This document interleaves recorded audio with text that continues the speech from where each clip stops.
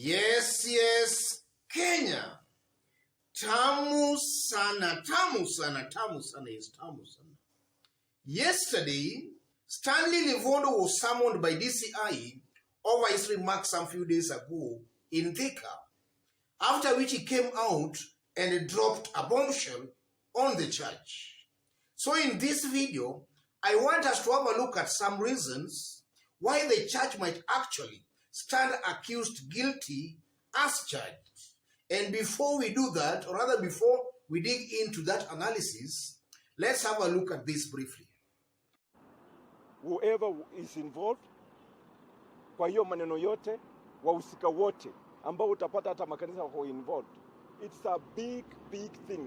Msiangalie ni kama after vile investigation itaanza ndio mtajua kweli this thing is big and it's starting now. Nafikiri hata saa hii imeanza.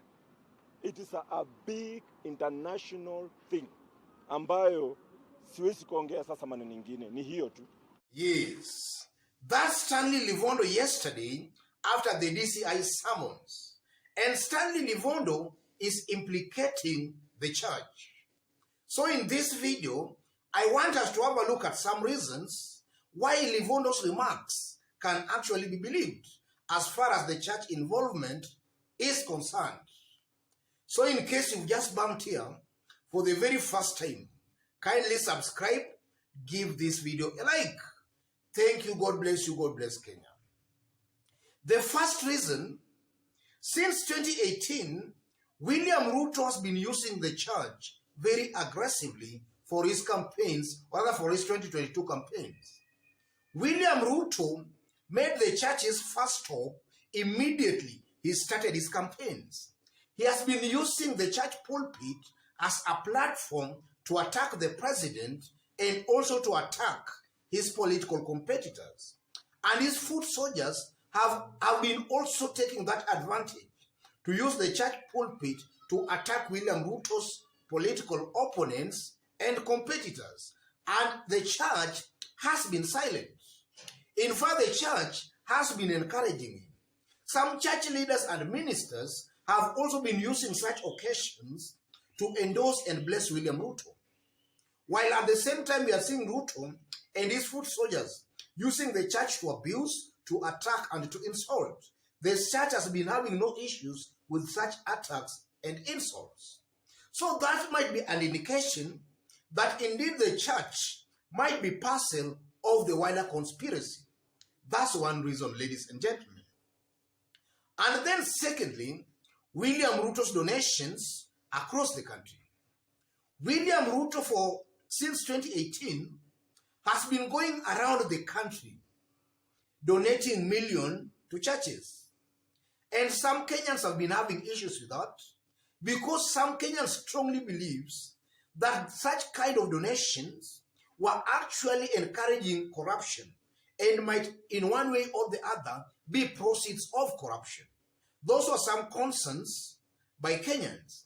But the church had no problem with those donations, and actually they were encouraging William Ruto for making such donations. And some were blessing him for giving those donations. And we expect the church, ladies and gentlemen, to be the voice of reason in a society. The church should be a holy place. The church should be a neutral playground. But that has been lacking in our churches. And then also a very interesting point, William Ruto since 2018 has been attacking the president. But the president has been very silent and had never had the opportunity or maybe to exchange words with William Ruto. And the church too has been silent. The church has not been calling William Ruto to order.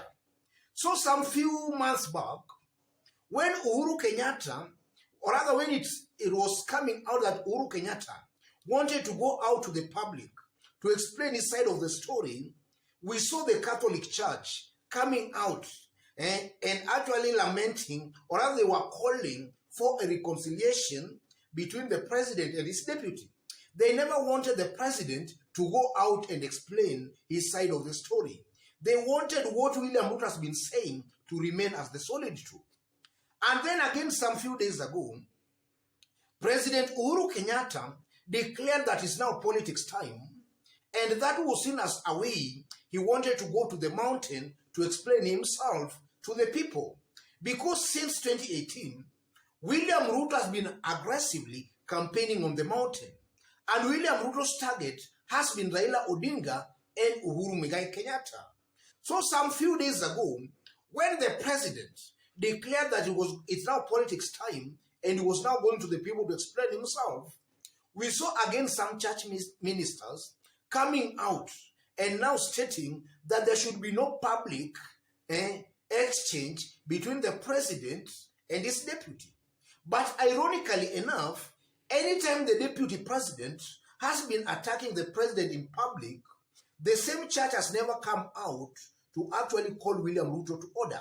But now when the president wants to go out also to explain his side of the story, we have seen the church actually coming out to state that there should be no public exchange between the president and his deputy.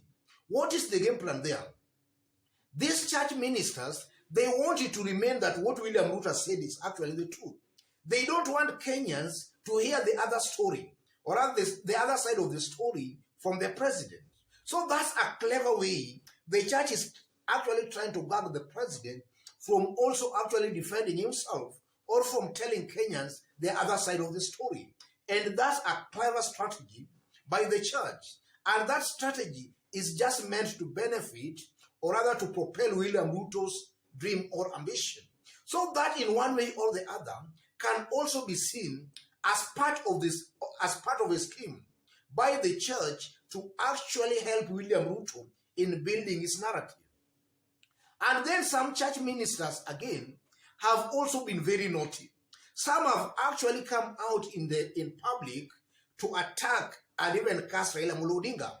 And some have been giving some very serious and very scary prophecies. They have really been prophesying some bad things against William Ruto's opponents and competitors. And Raila Odinga has been bearing the brunt, or has actually been suffering has been suffering as a result of that. Raila has been their main target. And some church ministers some few months ago even prophesied some kind of a premonition, rather some kind of very bad things against Raila Odinga. All those are just indications that the church in one way or the other might be part of this cartel, or they are part of that scheme. Because we don't expect a church minister to actually pronounce death on some people while they are supporting some other candidates. That's something that has never been seen before, ladies and gentlemen. And then largely, if you look at the church has not lived to its expectations. A church is an institution that naturally we expect them to actually fight against corruption. They should be fighting for the common man, rather for the common good of the people. But our church in Kenya has largely failed to do that. The church has actually been worshipping those leaders who have been accused of corruption, and they have actually been blessing such kind of leaders. So in my considered opinion again, the church has actually failed to live to the expectations of a majority of Kenyans. And that leaves a majority of Kenyans in one way or the other doubting the integrity of the church. Yes. A majority of Kenyans, ladies and gentlemen, and you will largely agree with me on this, that some Kenyans have lost trust and confidence in our churches because of the way they have actually handled William Ruto and Uhuru Kenyatta's succession. The church has been seen to be taking sides. That is something that Kenyans have actually seen play out in broad daylight. So, ladies and gentlemen, I believe that those are just some of the reasons why somebody might actually be tempted into believing what Stanley Livondo is saying. The church has not lived to the expectation of a majority of Kenyans, and they might actually stand accused, charged guilty of those kind of allegations. Otherwise, ladies and gentlemen, just as I did indicate when we were starting, in case you've bumped here for the very first time, kindly subscribe, give this video a like, and to our fans, our subscribers here, I'm very much humbled very grateful for the kind of support you are giving me here. God bless you. God bless Kenya. Tamu sana, tamu sana, tamu sana.